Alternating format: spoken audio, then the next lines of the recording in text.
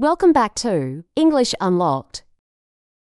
Okay, so you know those moments? Maybe you're nodding along, smiling, but inside you're thinking, what did my neighbor just say about their Wi-Fi? Or your roommate asks something like, what I want to do, and it flies right by.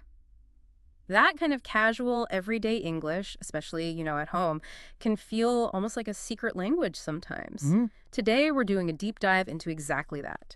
We're using your notes on home connections as our guide, our mission, to pull out the key stuff, the surprising bits, basically give you a shortcut so you can sound and feel, well, totally natural in these chats. And it's really fascinating, isn't it, how these seemingly small conversations, things you might not even think twice about, actually show how language works in practice. They're more than just words.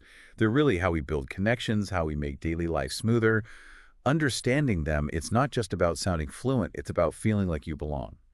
Absolutely. So let's kick off with the listening part phrases you're pretty much guaranteed to hear around the house. Like, picture your neighbor knocking or your roommate popping their head in.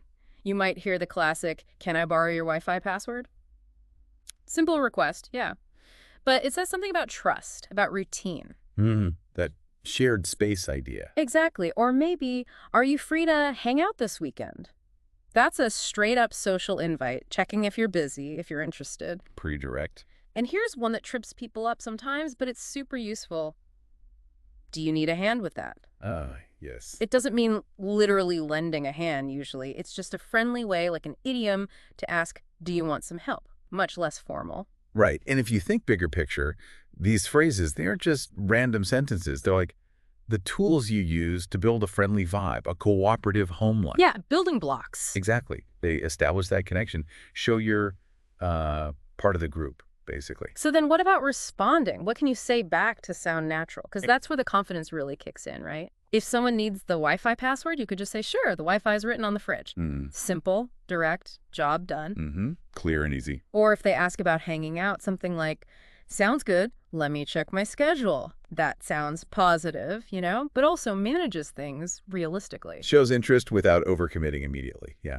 Okay, so we've covered what you might hear and say.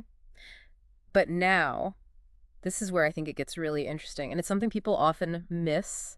It's how things are said. American English pronunciation, especially when people talk fast, informally, it changes. Sounds get dropped. They get blended together. Right. Connected speech. Exactly. It's not sloppy or lazy speaking. It's this natural thing, sound reduction or whatever you call it. Getting a handle on this, that's huge for sounding authentic. And that brings up a really important question, actually. Yeah. Why do speakers do that? Why shorten or smush sounds together? Yeah. It really comes down to, well, efficiency and rhythm. Our mouths are already getting ready for the next sound as we're making the current one. Linguists call it co-articulation. Co-articulation. Yeah. And it just lets speech flow smoother, faster. It gives conversational English that sort of characteristic rhythm. Understanding this isn't just about copying. It's about seeing the mechanics underneath. Totally. And your notes have perfect examples of this, like, did you? How often does that really sound like did you? Almost always it's did ya. Did you see that? Right. Did you see that? Flows much better than did you see that? And another big one, what do you? Often just melts into what does think. Exactly. What does think? Or what do you want? Try saying what do you want versus what I want. A second one just feels faster, more natural, doesn't it? It does. And these little shifts, they're really fundamental to that natural rhythm, that flow we talked about. It's not just speed. It's about making the sounds blend together smoothly. Makes sense. And crucially, picking up on these changes yourself. It seriously sharpens your listening skills, too. Once you know why what do you sounds like what I, those seemingly mumbled phrases start to click. Oh, that's a great point. It helps you understand others better, too. For sure. Okay, so here's a practical thing you can try, like right now. Think about asking someone, what do you want to do? In real conversation, that almost always shrinks down to what I want to do. Try saying it like that, what I want to do. You can feel how it connects better. Sounds more like, well, how people actually talk. Practice that one. It's a good one.